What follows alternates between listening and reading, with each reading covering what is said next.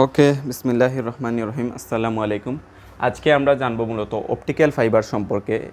তোমরা অবশ্যই জানো আমাদের এইচএসসি আইসিটির দ্বিতীয় অধ্যায়ে এই টপিকটি আলোচনা করা হয়েছে এবং সচরাচরই সৃজনশীলে চলে আসে। আমরা দেখো এখানে চিত্র এঁকে রেখেছি অপটিক্যাল ফাইবারের, তারপর গঠন, কাজ লিখে রেখেছি। এগুলো আমরা সম্পূর্ণ আলোচনা করব এবং একদম বুঝে বুঝে পড়ার চেষ্টা করবো ইনশাল্লাহ, যাতে আমরা সহজেই সিকিউ আনসার করতে পারি। দেন আমরা গঠন, কাজ আলোচনা করার পর চলে যাব ইনশাল্লাহ সুবিধা, অসুবিধা, একই সাথে বৈশিষ্ট্যও জানবো, মানে সম্পূর্ণ ডিটেলস। একই সাথে আমরা দেখবো যে প্র্যাকটিক্যালি কীভাবে অপটিক্যাল ফাইবার কাজ করে, মানে আমাদের একদম আয়ত্তে চলে আসবে ইনশাল্লাহ। খুবই অল্প সময়ে শেষ করার চেষ্টা করব। ক্লাসটা দেখতে থাকো। ওকে, লেটস স্টার্ট। দেখো, প্রথমেই আমরা সবচেয়ে ভিতরে যে ফান্ডামেন্টাল লেয়ার দেখতে পাচ্ছি সেটার নাম হচ্ছে কোর। তার উপরের যে লেয়ার ওইটা হচ্ছে ক্লেডিং। এই কোর এবং ক্লেডিংই হচ্ছে অপটিক্যাল ফাইবারের সবচেয়ে ফান্ডামেন্টাল কাচের যে উপাদানগুলো, ওই দুইটাতে কেন্দ্র করেই পূর্ণ অভ্যন্তরীণ প্রতিফলন হয়। দেন আলোর গতিতে আমরা উচ্চ গতি যে ডেটা ট্রান্সমিট ওইটা পেয়ে থাকি। আশা করি বুঝতে পেরেছো এই দুইটি লেয়ার। তারপর যে এই দেখো একই সাথে 1, 2, 3টা লেয়ার আছে। ওই 3টা লেয়ার কি? ওই 3টা লেয়ার আমাদের আবরণ হিসাবে কাজ করে। আমরা প্রথম যে নাম্বার 1 আবরণ, সেটা হচ্ছে কুটিংটা কি তুমি দেখতেই পারতেছো। কোর এবং ক্লেডিংকে সেটা আবরণ করে রেখেছে।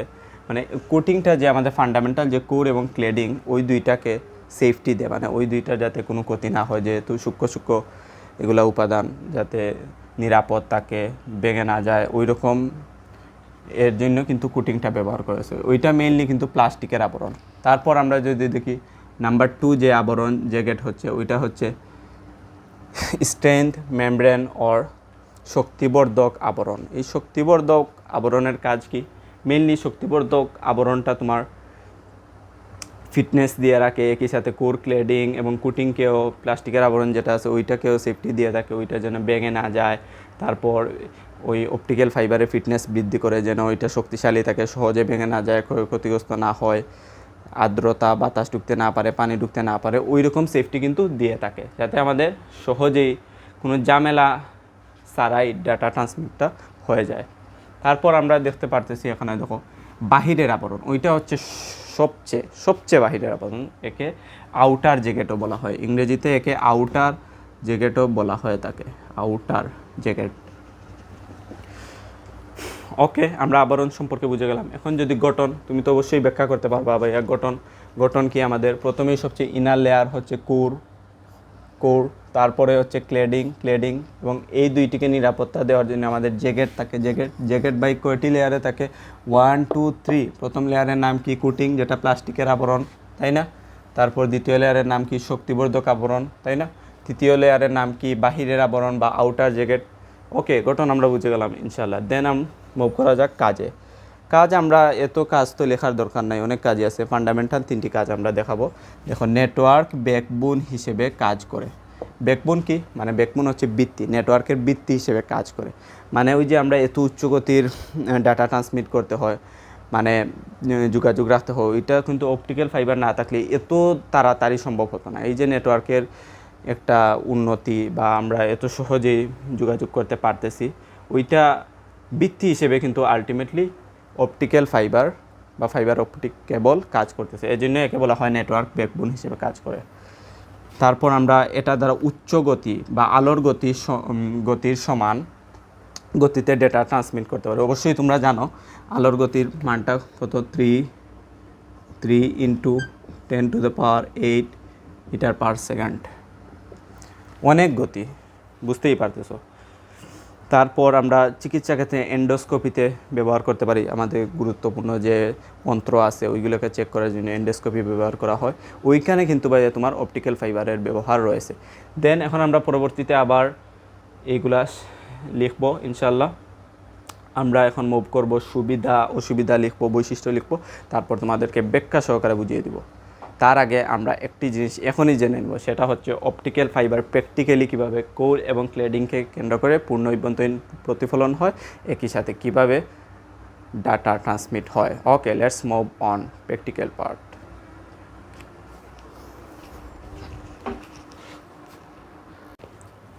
ওকে, এখন আমরা জানবো অপটিক্যাল ফাইবারের সুবিধা অসুবিধা। দেখো, আমরা খুব ইম্পর্ট্যান্ট মাত্র 3টি করে সুবিধা এবং অসুবিধা লিখে রেখেছি। এইগুলো যদি সিকিউ আসে এনাফ, এর বাইরে কিন্তু আর কিচ্ছু দেওয়া লাগবে না, কারণ এইখানেই ফান্ডামেন্টাল যে আমাদের সুবিধা অসুবিধা ওইগুলাই চলে এসেছে। দেখো, অপটিক্যাল ফাইবারের সুবিধা, প্রথম যে সুবিধা আমরা লিখে রেখেছি, উচ্চ গতি বা আলোর গতির সমান গতিতে। এটা তো লেখাই লাগবে, কারণ সবচেয়ে উচ্চ গতি সম্পন্ন ব্যান্ডউইথ রয়েছে এটার মধ্যে। এবং 2 নম্বর যে সুবিধা, ইলেকট্রোম্যাগনেটিক ইন্টারফারেন্স নেই। ইলেকট্রোম্যাগনেটিক ইন্টারফারেন্সটা কী ভাইয়া? দেখো, তুমি যখন একটা সিগন্যাল কোনো তারের মধ্যে বিদ্যুতের মাধ্যমে প্রবাহিত করবা, তখন এর এই যে এদিকে বিদ্যুৎ যদি যায়, তাহলে একে কেন্দ্র করে একটা ম্যাগনেটিক ফিল্ড সৃষ্টি হয়। এই ম্যাগনেটিক ফিল্ড সৃষ্টি হওয়ার কারণে ডাটা কিন্তু যে সংখ্যাটা তুমি পাঠিয়েছো ওইটার বিকৃতি ঘটে যায়, অ্যাকুরেট যায় না।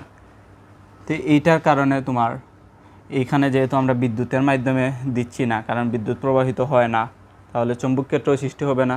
আলটিমেটলি তো বিদ্যুৎ প্রবাহিত হলে একে কেন্দ্র করে ওর চারপাশে গোলাকারভাবে চৌম্বক ক্ষেত্র সৃষ্টি হয়, তাই না? এখানে তো আমাদের অপটিক্যাল ফাইবারে বিদ্যুৎ প্রবাহিত করা লাগতেছে না, এই জন্য এখানে চৌম্বক ক্ষেত্র সৃষ্টি হয় না, ইন্টারফারেন্স হয় না। আর ইন্টারফারেন্স না হলে আমাদের ডাটাগুলি কিন্তু অ্যাকুরেটলি পাস হচ্ছে। ওকে, 3 নম্বরে আমরা লিখে রেখেছি, দেখো, কম শক্তি ক্ষয় হয়, অনেক দূরত্ব পর্যন্ত সিগন্যাল পাঠানো যায়। দেখো, তুমি যদি অনেক দূরত্বে সিগন্যাল পাঠাতে চাও, এক্ষেত্রে যদি শক্তি বেশি প্রয়োজন হয়, তাহলে কি মানে খরচটা বেড়ে যাবে না, তাই না? এই দিক দিয়েও সুবিধা রয়েছে। এখন আমরা দেখব অসুবিধা। মেজর 3টি অসুবিধা দেখব।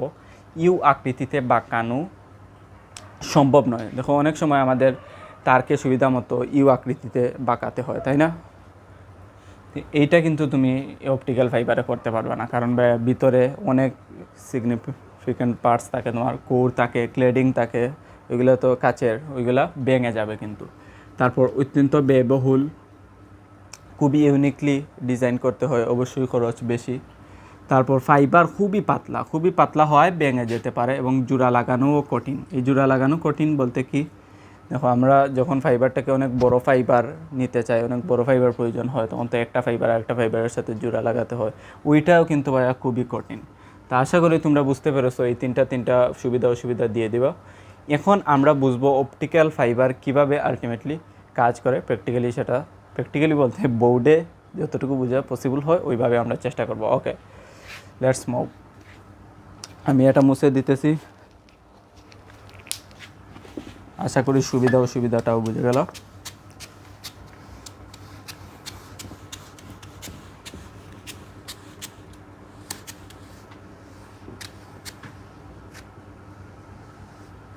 ওকে, দেখো, আমরা কি জানি, অপটিক্যাল ফাইবারে পূর্ণ অভ্যন্তরীণ প্রতিফলন ঘটে, তাই না? আমরা বোঝার সুবিধার্থে একটা মাধ্যম আঁকতেছি। এখানে ধরো আমরা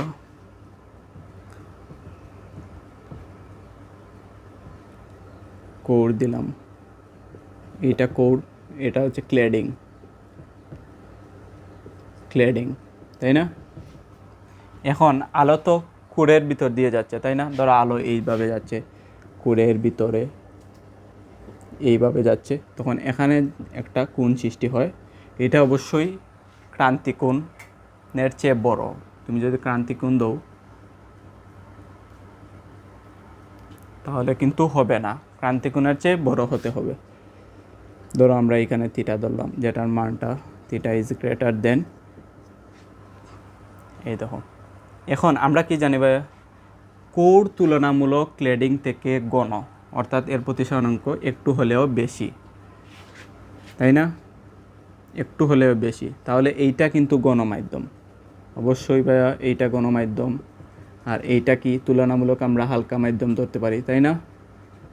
হালকা মাধ্যম। ওকে, এখন আমাদের আলোকরশ্মি প্রবেশ করবে, তাই না? আলোর মাধ্যমে তো ডাটা যায়, আলোকরশ্মি প্রবেশ করলো, জেনারেলি এইভাবে যাওয়ার কথা ছিল, তাই না? কিন্তু মাধ্যমের প্রতিসরণাঙ্ক ব্যবধানের কারণে ওইটা যেহেতু ক্রান্তিকোণ থেকে বড় হয়ে যায়, আমরা জেনারেলি কি জানি, যদি ক্রান্তিকোণের বরাবর যায় তাহলে এই আনুভূমিক তল বরাবর আলোক রশ্মি চলে যায়, কিন্তু এটা তো ক্রান্তিকোণের চেয়েও বড়, তাই না? অবশ্যই ক্রান্তিকোণের চেয়ে বড় হলে আলোটা তো যাওয়া দূরের কথা, বরং আবার একই জায়গায় পূর্ণ অভ্যন্তরীণ প্রতিফলন হয়ে যায়। তারপর এইদিকে যখন যায় তারপর এখানে আরও একটা ক্লেডিং পায়।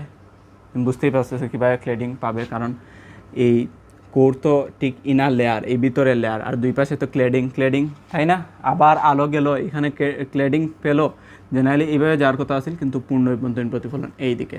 আবার আলো এদিকে গেল, এখানে ক্লেডিং আছে, এখানে পূর্ণ অভ্যন্তরীণ প্রতিফলন। এইরকম কিন্তু ভাই ডাটাটা খুব স্পিডে যেতে পারে, যেখানে আলো শোষণও হয় না, মানে আলোটা এইদিকে ক্লেডিংয়ে সরাসরি প্রবেশ করতে পারে না। এইভাবে আমাদের ডাটাটা পূর্ণ অভ্যন্তরীণ প্রতিফলনে এইভাবে চলে যায়। আশা করি তোমরা বুঝতে পেরেছো কীভাবে প্রতিসরণাঙ্কের ব্যবধানের কারণে এটা হয়ে যায়। এসএসসি ফিজিক্সে আমাদের এই কনসেপ্ট ছিল, নতুন করে আর কিছুই বলার নেই। ওকে, এন্ড।